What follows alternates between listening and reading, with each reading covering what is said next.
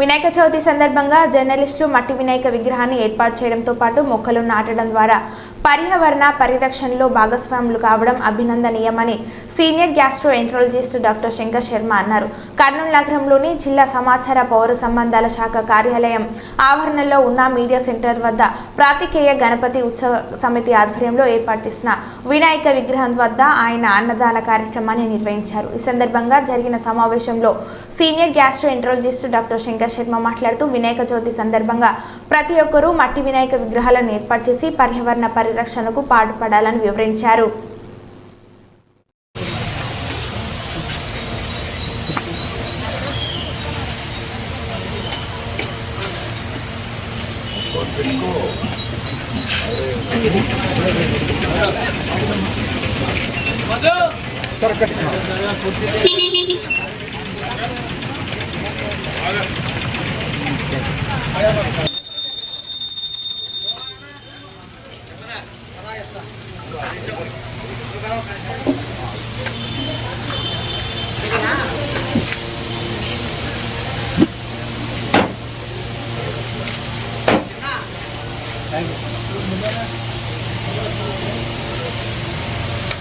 जय बोलो गणेश महाराज जय जय बोलो गणेश महाराज की जय।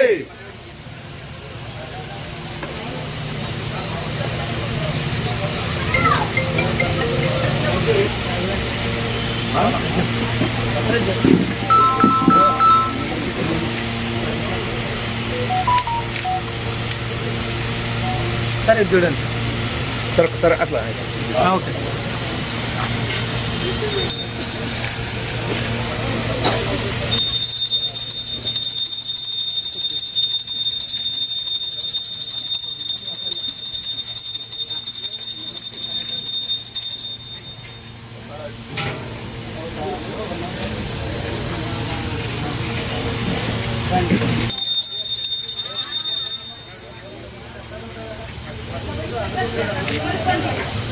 मैडम के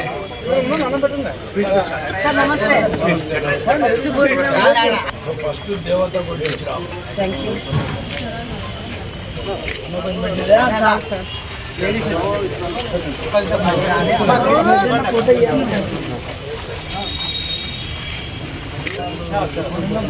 सर इट చూడండి సార్ ఒకసారి ఇటు రండి సార్ లైన్లో ఉండాలమ్మా లేడీస్ సార్ వడ్డించుకుంటూ చూడండి సార్ సార్ ఒకసారి ఓకే థ్యాంక్ యూ ఇటు వెళ్ళండి okay sir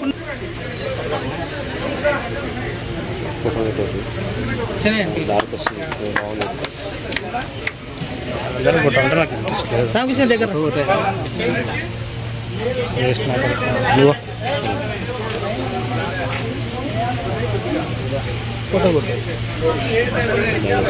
okay sir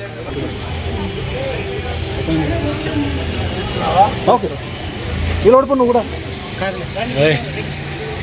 sir ఈరోజు పాత్రికేయ గణపతి ఉత్సవ కమిటీ వారు ఇక్కడ ఈ అన్నదాన కార్యక్రమానికి నన్ను ఆహ్వానించడం అనేది వినాయక చవితి సందర్భంగా నా పూర్వజన్మ సుకృతంగా నేను ఫీల్ అవుతున్నాను.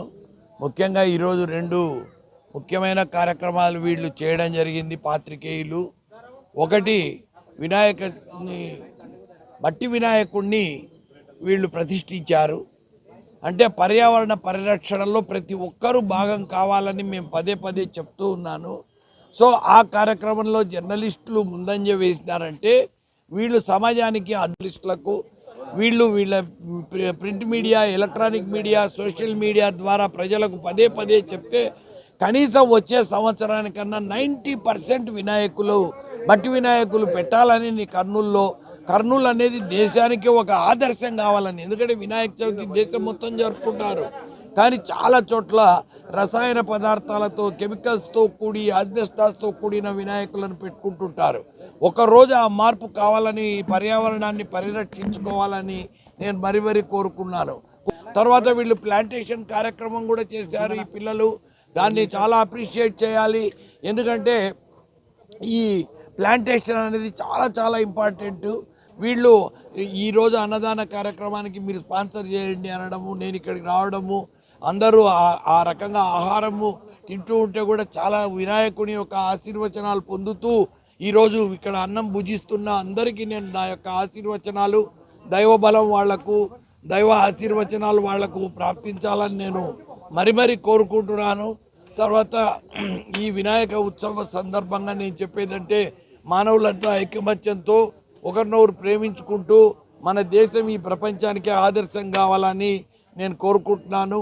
ఈ జర్నలిస్టులు అనే వాళ్ళు కూడా చాలా ఇబ్బందుల్లో ఉంటారు. వాళ్ళను కూడా తగిన విధంగా గుర్తించి గవర్నమెంట్ వాళ్ళకి ఇంపార్టెంట్గా కార్డ్స్ ఇచ్చి వాళ్ళకి హౌసెస్ ఇచ్చి తగిన బెనిఫిట్స్ ఇవ్వాలని ఆ వినాయకుడు వాళ్ళని ఆశీర్వదిస్తూ గవర్నమెంట్కు ఆలోచనలు కలగాలని నేను కోరుకుంటున్నాను.